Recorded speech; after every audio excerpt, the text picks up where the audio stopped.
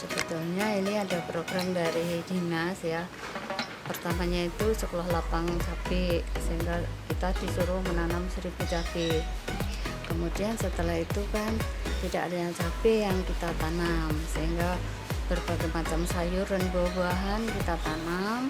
Kemudian ada bantuan rak-rak, kemudian saya berikan ke ibu-ibu masing-masing lebih dari satu, jadi dua, minimal dua rak itu untuk dikelola dan diambil hasilnya untuk kebutuhan rumah tangga itu satu tahun yang lalu. Kemudian setelah 1 tahun ibu-ibu semangat menanam, saya jadikan kelompok tani baru, karena kelompok tani sayur itu sebaiknya memang satu lokasi, sehingga bisa dilihat, bisa kalau orang lewat itu suka melihat yang hijau-hijau, kemudian hijaunya itu dari sayuran yang bisa dimanfaatkan. Saya jadikan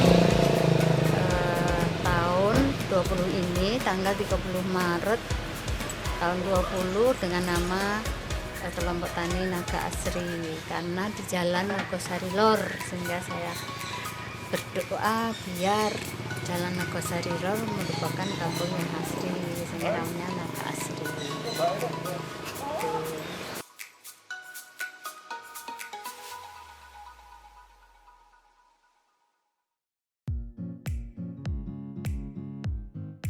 Sengaja mengambil dari kelompok tani Kendana Asri yang senior itu separuh warga di sekitar sini itu yang pinggir jalan, sehingga saya harapkan nanti semua rak-rak itu ada di pinggir jalan, sehingga kita bisa promosi dengan mudah, karena kalau di pinggir jalan itu kan setiap orang lewat, setiap orang bisa melihat bagaimana di kota itu pun bisa menanam sayuran dan buah-buahan dalam pot.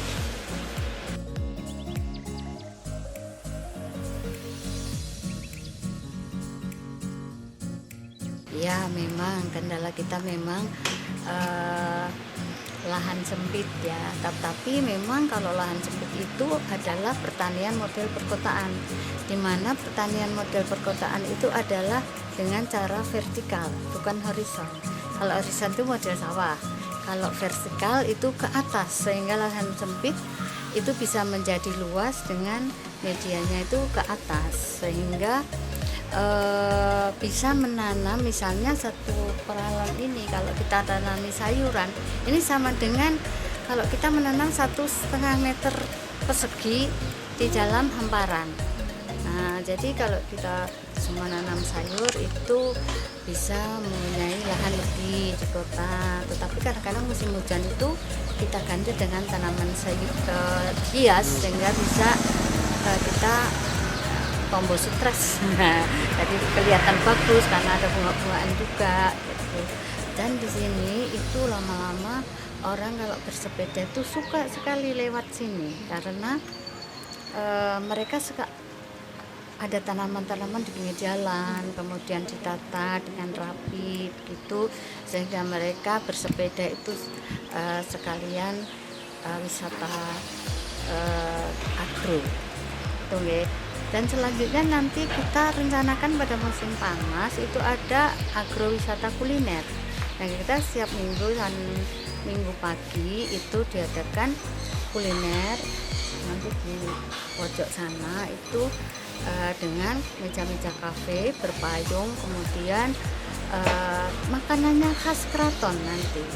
Jadi makanan-makanan yang hampir punah, sehingga di zaman sekarang ini loh makanan zaman nenek kita dulu, makanannya itu serba tidak seperti sekarang yang banyak bumbu-bumbunya micin ya, zaman dulu enggak ada, sehingga biar mereka tahu sepedaan nanti istirahat sambil makan minum khas keraton yang harganya terjangkau.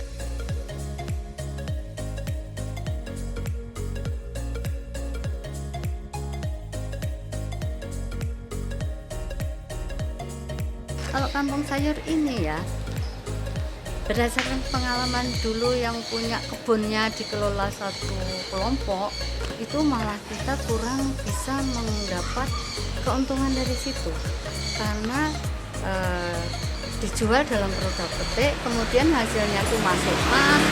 Nanti kalau sudah banyak untuk beli tanah lagi, untuk beli polybag atau pot, jadi hanya muter gitu, sehingga manfaatnya kurang bisa diambil oleh ibu-ibu.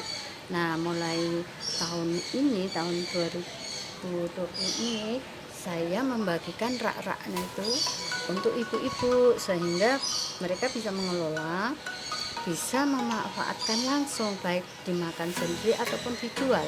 Dengan catatan kalau menjual satu ya harus dikembalikan satu atau malah lebih, ya beli pot, media, kemudian bibitnya. Jadi rak itu tidak boleh berkurang jumlahnya, kalau boleh malah lebih gitu. Dan saya lombakan.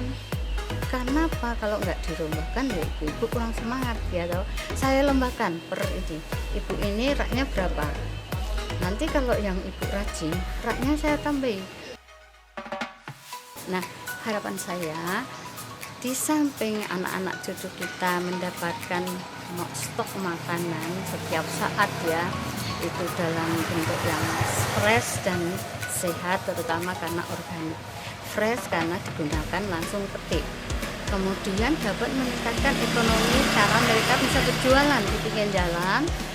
Selain tanaman sayuran, bisa tanaman hias, bisa tanaman buah, karena saya berharap kedepannya di sini tuh menjadi Malioboro-nya sayuran dan buah, sehingga ini toko, istilahnya menjadi toko untuk dikenal ke masyarakat. Kalau mau butuh daun di sana itu loh, kalau mau butuh buah di sana, sehingga sini dikenal sebagai agro juga wisata, juga kuliner nanti akhirnya.